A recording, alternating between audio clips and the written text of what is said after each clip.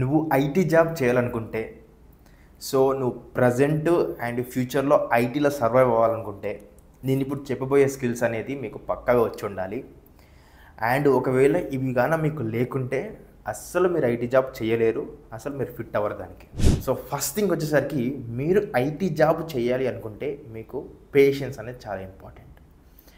ఎంత ఉండాలంటే మీకు ఓపిక, ఓకేనా? సో మనకి లైక్ ఒక గంటలు కూర్చునే ఓపిక అయితే మీకు పక్కాగా ఉండాలి. సో కొంతమంది ఏం చేస్తూ ఉంటారంటే లైక్ ఐటీ జాబ్ అంటే మనీ వస్తుంది, ఓకే, సో ఏం చేసేద్దాం ఒకసారి జాయిన్ అయిపోయి చేసేద్దాం అని చెప్పేసి వస్తూ ఉంటారు. బట్ ఇక్కడ ఉండే వర్క్ చూసి, ఓకేనా, కనీసం ఒక 6 మంత్స్ కూడా చేయకుండా ఏం చేస్తారంటే జాబ్ అనేది వదిలేసి వెళ్ళిపోతారు అనమాట. సో ఎందుకంటే వాళ్ళకి మెయిన్గా పేషెన్స్ అనేది ఉండదు. సో మీరు ఐటీ జాబ్లోకి రావాలంటే మీకు పక్కాగా పేషెన్స్ అనేది ఉండాలి, ఓపిక ఉండాలి, ఓకేనా? సో ఇది చాలా చాలా ఇంపార్టెంట్. ఓపిక ఉంటే సరిపోతుందా, ఇంకేమైనా ఉండాలంటే మీకు మెయిన్గా ఐటీ జాబ్ మీరు ఏదైతే రోల్ చేస్తారో దానిపైన మీకు ఇంట్రెస్ట్ ఉండాలి, మీకు ప్యాషన్ ఉండాలి దానిపైన. లేదు ఓన్లీ మనీ ఓరియంటెడ్గా వస్తున్నాము, లేదు నేను లైక్ ఇలా చేస్తానంటే అవ్వదు, ఓకేనా? సో పక్కాగా ఇవైతే మీకు ఉండాలి. ఇంట్రెస్ట్, ప్యాషను అండ్ అదేవిధంగా మీకు పేషెన్స్, ఈ 3 ఉంటేనే మీరు ఐటీ జాబ్ చేయగలుగుతారు మెయిన్గా. నెక్స్ట్ వచ్చేసరికి ఏంటంటే నువ్వు ఎప్పుడైతే జాబ్ చేస్తున్నావో నువ్వు ప్యారలల్గా కొత్త స్కిల్స్, న్యూ స్కిల్స్ అనేది నువ్వు కన్సిస్టెన్సీగా ప్యారలల్గా నువ్వు నేర్చుకోవాలి. లేకపోతే నువ్వు ఏదో నేను ఒక జాబ్ రోల్ వచ్చింది నేను ఇప్పుడు చేస్తాను, ఓకేనా, సో నేను అప్డేట్ అవ్వను, ఇది ఇలానే కంటిన్యూ చేస్తాను అని చెప్పేసి ఒకవేళ నువ్వు అలానే అప్డేట్ అవ్వకుండా ఉంటున్నావంటే నీ జాబ్ అనేది పోయే అవకాశాలు చాలా వరకు ఉన్నాయి అనమాట. సో నువ్వు పక్కాగా అప్డేట్ అయితే అవ్వాలి, ఓకేనా? నెక్స్ట్ వచ్చేసరికి నువ్వు ఐటీ జాబ్ చేయాలి అంటే నీకు పక్కాగా కమ్యూనికేషన్ స్కిల్స్ అనేది ఎక్సలెంట్గా వచ్చి ఉండాలి. లైక్ నువ్వు పూర్ కమ్యూనికేషన్ స్కిల్స్ కానీ ఉన్నట్లయితే నువ్వు సర్వైవ్ అవ్వాలి అసలు, ఓకేనా? సో ఎందుకంటే నీకు బేసిక్గా నీకు మాట్లాడే ఒక విధానం తెలిసి ఉండాలి. లైక్ అవతల వాళ్ళు ఎలా మాట్లాడతారు, మనం ఎలా రెస్పాన్స్ ఇవ్వాలి, ఇలాంటివి మీకు పక్కా తెలిసి ఉండాలి. ఎందుకంటే మీకు ఒక ఐటీ కంపెనీలో మీకు చాలా పాలిటిక్స్ జరుగుతాయి. సో ఆ పాలిటిక్స్ని మీరు ఏ విధంగా ఎదుర్కోవాలి, దాన్ని ఎట్లా మీరు లైట్ తీసుకోవాలి అండ్ దాని విధంగా దాంతోపాటు మీ లైఫ్ని ఎట్లా సర్వైవ్ చేయాలని చెప్పేసి మీకు తెలిసి ఉండాలి. సో ఇది మాత్రం పక్కాగా గుర్తుపెట్టుకోండి. నెక్స్ట్ వచ్చేసరికి ఇందాక చెప్పాను కదా, లైక్ కమ్యూనికేషన్ ఉండాలని చెప్పేసి. అయితే మీకు ఏంటంటే పీపుల్ మేనేజ్మెంట్ తెలిసి ఉండాలన్నమాట. లైక్ ఎలా మాట్లాడాలి అవతల వాళ్ళని. ఓకే, ఈరోజు నేను వర్క్ చేయలేకపోయాను, కానీ ఆ వర్క్ చేయలేకపోయినప్పటికీ కూడా నేను ఆ వర్క్ చేయలేదని చెప్పి నెక్స్ట్ నాకు టైం కావాలని చెప్పేసి నేను చేసి చూపిస్తానని చెప్పేసి అట్లా మనము ఒక వేలో ఉండాలి. నేను చెయ్యను ఏంటి ఇప్పుడు, ఓకే ఏం చేస్తావో చేసుకోపో, ఇట్లా ఈ యాటిట్యూడ్ ఉంటే అస్సలు పనికిరాదు, ఓకేనా? ఎందుకంటే మనకు జాబ్ ఇచ్చారు కాబట్టి మనం తప్పకుండా వాళ్ళకి చేయాలి కాబట్టి, సో మనం తప్పిన లైక్ వాళ్ళు చెప్పినట్టు వినాలన్నమాట. సో ఇదనమాట. ఒకవేళ మనకు ఆ యాటిట్యూడ్ లెవెల్లో ఉన్నట్లయితే మనం ఐటీ జాబ్కి పనికిరామన్నమాట. సో మనం సొంతంగా చూసుకోవడం బెటర్. నెక్స్ట్ వచ్చేసరికి ఏం చేస్తూ ఉంటారంటే చాలా మటుకి ఈ ఐటీ జాబ్లో లైక్ ఒకవేళ వర్క్ పట్టుకొని ఉంటే వర్కే చేస్తూ ఉంటారు, వాళ్ళ హెల్త్ని పక్కకు పెట్టేస్తారు అండ్ వాళ్ళ ఫ్యామిలీని పక్కకు పెట్టేస్తారు. సో అది కూడా తప్పు చాలా. ఓకే, ఇలా ఉంటే కూడా మనము ఐటీ జాబ్ అసలు చేయలేము. సో నీకు నీ యొక్క లైఫ్లో వర్క్ని బ్యాలెన్స్ చేయాలి, ఫ్యామిలీని బ్యాలెన్స్ చేయాలి, అదేవిధంగా నీ హెల్త్ని బ్యాలెన్స్ చేసుకోవాలి. ఈ 3 బ్యాలెన్స్ చేసుకుంటే నీకు ఐటీ జాబ్ చేయగలుగుతావు.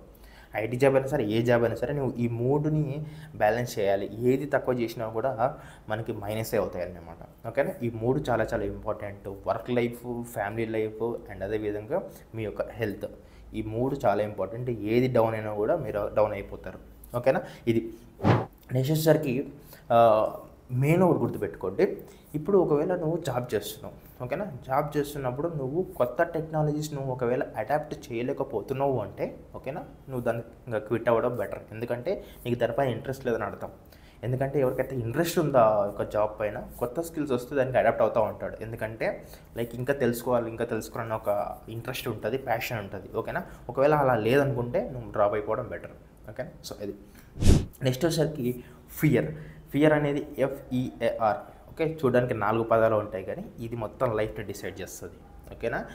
LIFE, ఈ ఫియర్ అనే 4 వర్డ్స్, లైఫ్ అనే 4 వర్డ్స్ అనేది పైన బాగా ఎఫెక్ట్ చూపిస్తుంది. ఎలా అంటే ఫియర్ ఉంటే నువ్వు నీ యొక్క కొలీగ్స్తో మాట్లాడలేవు, ఫస్ట్ నువ్వు వర్క్ చేయలేవు, ఓకేనా, నువ్వు ఏమీ చేయలేవు. సో ఫియర్ అనేది నీకు అస్సలు ఉండకూడదు. నీ మెంటల్ హెల్త్ అనేది పక్కాగా పర్ఫెక్ట్గా ఉండాలి. సో నువ్వు దానికి మెంటల్ హెల్త్ సెట్ చేసుకోవడం కోసం నువ్వు ఎలాంటివి చేస్తే అలాంటివి, నీ స్ట్రెస్ మేనేజ్మెంట్కి ఎలాంటివి చేయాలనుకుంటే అలాంటివి చేసేసుకో, ఓకేనా. బట్ నీ మెంటల్ హెల్త్ అనేది నువ్వు కంఫర్టబుల్గా ఫ్రీగా లేకుంటే నువ్వు సాఫ్ట్వేర్ జాబ్ అసలు చేయలేవు, ఓకేనా. ఇది గుర్తుపెట్టుకోండి. నెక్స్ట్ వచ్చరికి టైం మేనేజ్మెంట్ కూడా చాలా ఇంపార్టెంట్. నువ్వు ఒకవేళ పూర్ టైం మేనేజ్మెంట్ ఉంటే కూడా నువ్వు జాబ్ చేయలేవు అనమాట. సో టైంకి ఉండాలి, టైం పక్కగా పాటించాలి.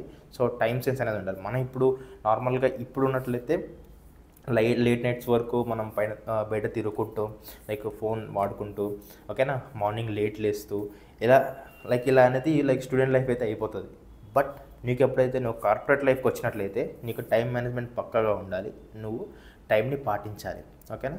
సో నెక్స్ట్ వచ్చరికి ఒకటి గుర్తుపెట్టుకో, నువ్వు ఎప్పుడైతే నువ్వు జాబ్ జాయిన్ అవుతావో నువ్వు పక్కగా ability to learn from mistakes అనమాట. అంటే ఏంటి, నువ్వు నార్మల్గా నువ్వు ఎప్పుడైతే జాబ్ జాయిన్ అవుతావో నువ్వైతే మిస్టేక్స్ చేస్తున్నావు దాని నుంచి చూసి నేర్చుకోవాలి. అప్పుడే నువ్వు నీ యొక్క కెరీర్ గ్రోత్ అనేది ఉంటుంది అనమాట, ఓకేనా.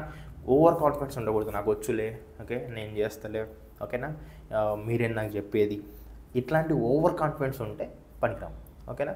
సో ఇది గుర్తుపెట్టుకోండి. సో నువ్వు నీ యొక్క మిస్టేక్స్ నుంచి తెలుసుకోవాలి. ప్రతి ఒక్క విషయం నీకు రోజు ఏదో ఒకటి తెలుస్తూ ఉంటుంది, ప్రతిదీ నేర్చుకుంటూ పోతూ ఉంటేనే నువ్వు సాఫ్ట్వేర్లో సర్వ్ అవుతావు. సో ఈ టిప్స్ అనేది చాలా చాలా గుర్తుపెట్టుకోండి. మీరు ఇలా ఉంటేనే ఐటీ ఫీల్డ్లో సర్వైవ్ అవ్వగలుగుతారు. దీనిలో మీరు ఏది లేనప్పటికీ కూడా మీరు దీన్ని సెట్ చేసుకోండి. నాకు ఇవన్నీ వర్కౌట్ అవ్వవు అంటే మీరు లైట్ తీసేసుకోండి సాఫ్ట్వేర్ జాబ్, ఓకేనా. సో ఇది నాకు తెలిసిన ఇన్ఫర్మేషన్ అయితే మీకు ఇచ్చాను. ఒకవేళ కంటెంట్ నచ్చినట్టయితే ఇమ్మీడియట్గా ఛానల్ సబ్స్క్రైబ్ బటన్ గట్టి కొట్టేసేయండి. మీ ఫ్రెండ్ ఎవరైతే సాఫ్ట్వేర్ జాబ్ చేయాలనుకుంటున్నారో వాళ్ళకి ఈ వీడియో షేర్ చేయండి, ఓకే. సో అదేవిధంగా ఈ వీడియోని లైక్ చేసి మన ఛానల్ని సబ్స్క్రైబ్ బటన్ ఒకసారి గట్టిగా కొట్టేసేయండి. అండ్ అదేవిధంగా మీరు పైథాన్ నాతో తెలుగులో నీట్గా నేర్చుకోవాలనుకుంటే కామెంట్ సెక్షన్లో ఫ్రీ డీటెయిల్స్ అయితే ఇచ్చాను. కామెంట్ సెక్షన్లో మీకు చెక్ చేయండి, మీకు అర్థమైపోతుంది నీట్గా. సో అక్కడ నుంచి చూసి నచ్చితేనే జాయిన్ అవ్వండి. డెమో లింక్ అనేది ఉంటుంది.